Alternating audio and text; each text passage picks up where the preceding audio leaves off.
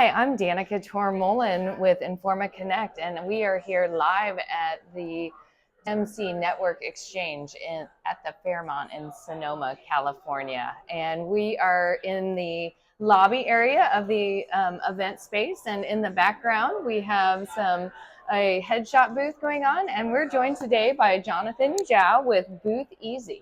Hi, Jonathan. Hi, Danica. Thanks for having me. So you have been working this event, and I see your whole team is here taking photos. Yep. So tell us a little bit about what BoothEasy does. Yeah, definitely. So BoothEasy is a nationwide photo and video experiences company. We focus on things that are interactive, engaging, and immersive, and we're all about things that are instant. So basically, anytime you have a photo video concept that's at an event, we're able to capture that, instantly share it, put branding on it, and it's a great way for either sponsors, for conferences, to get their visibility, brand visibility, or we can also do data capture. We're doing some email capture right here, and if we're at conferences like CES, or South by, and you're having a trade show booth or something else, we could qualify your leads with a 3 to 5 questionnaire. Have you heard of our brand? Or within 6 to 12 months, you're going to be buying this product, whatnot. That way, your sales team back home, once you're done with the trade show, will get the whole list and know, okay, these 10, 20 people, or maybe these 100 people are good to talk to. And the rest of this, maybe we'll put on my email funnel and then call it a marketing day. So you work with event organizers overall. Some of them you said you work with, for instance, Cater Source. You're here at this meeting, shooting the overall meeting. But then also individual exhibitors. Yeah, definitely. Yeah. And we have a wide range of experiences, what you mentioned. So at this particular event, we have a full content team. So we are taking care of the photography, the videography, as well as the experiences. So anything that's like an activation or photo experience. So anything that's like a photo booth concept to something that's newer, like the AI concept, where a lot of people have been enjoying that as well.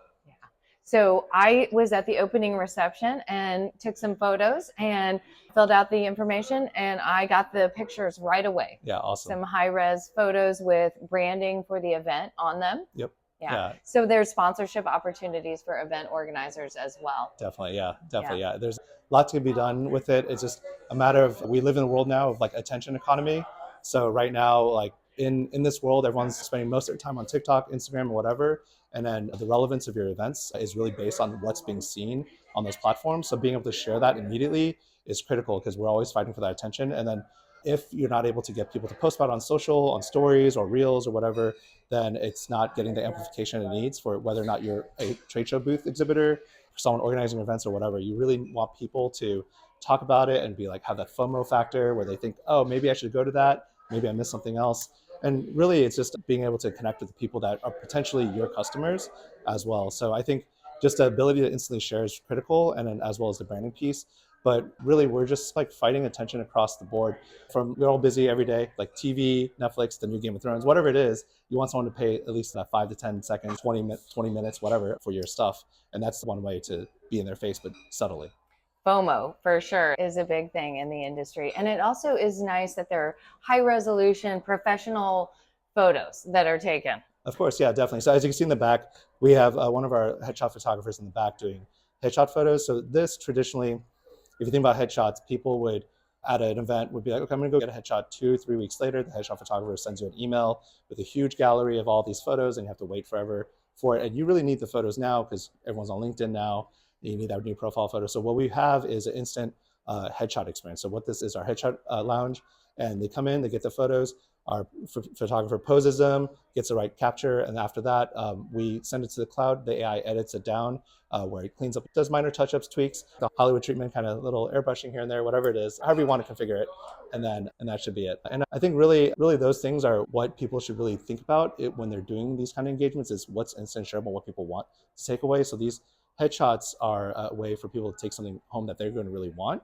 And also it's sustainable as well. So then they're able to post immediately on LinkedIn and get those headshots right then and there. Especially at a corporate event, right? Yeah, it's a nice perk for your corporate team, and then also any partners that you have, for sure, et cetera. Yeah. And when you talked about AI, tell me how you're using AI. So it just does some touch-ups for the photos? Yeah, so that's a good question. We have been using AI for a few years now. So it ranges based on what the experience is. So right now for the photos, we could train the AI to do minor touch-ups to major touch-ups, right? And then we also have AI photo experiences where we're actually transforming people. So we're using generative AI to take the likeness of, say, maybe your photo, Danica, and then converting you to something that's like a superhero. Exactly, or like Lord of the Rings, or something very not copyright infringing, but very inspired by, right? Right. And then so it's just making sure it's on theme. So it does save sometimes our clients money from building out a full set for that, and instead it kind of places them in there. But also I think it's a new and unique novelty feature right now that people haven't quite seen that, and they get a kick out of saying, wait, how did I change into that?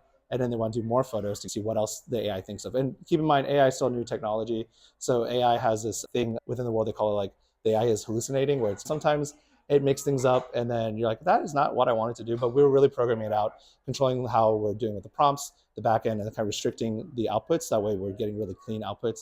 And of course we could control it to even granular degrees. If for some reason like a conference client or client wants something a little more conservative, they really care about what's going to be outputted there. So we can make sure that nothing out too wild in the left field is going to be showing up. How many events are you working on this year? This year, I don't. This week alone, I think we have 10 pretty large, massive programs this week that are probably the size of this, like 3 to 4 day events, and then we have one really large, like two-ish 3 week program, and we also, our company has an installation side of our business where we're doing photo booth installs into like venues, like hotels, casinos, whatever. So we deployed 30 something of those units as well out to those. So between that and we have a bunch of random social events, and like I said, we're nationwide, so we're in 12 cities across the United States. And you can just send teams to anywhere too. Yeah, pretty much. Yeah, exactly. We travel here. Like we have a local team in San Francisco. This is where this event's at. And we supplemented with some additional people because we needed more coverage as well. Before we started recording, we were talking about some of the cool activations that you've done that are somewhat different. You have the 360 cameras. You also can do a mural with writing and create something from an event. So tell us about one or two of those for some unique ideas for other event organizers. Yeah, definitely. I think right now what a lot of people see, we see the trickle down effect from pop culture and what celebrities are using into the event world. So what we've been doing a lot in that world is what they call the glam bot, and you probably seen the Grammys, the Oscars. Essentially, it's a big, large robotic arm with a high-speed camera, and then we have a director in front. And the clients usually hire some famous director. So our team's really the team that owns the equipment, that's managing the tech side of things, and they have a director in front to direct the people into posing it.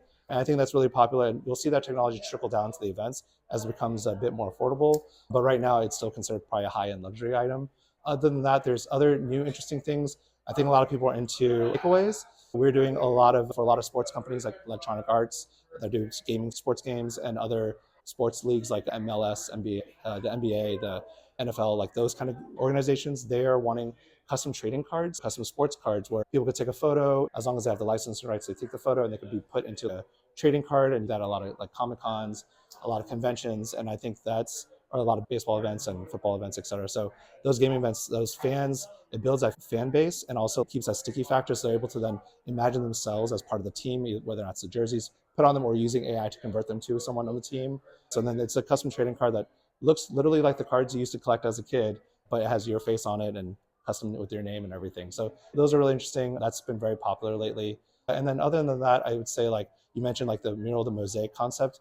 That's been really good for engagement across the board for convention. You have a multi-day event.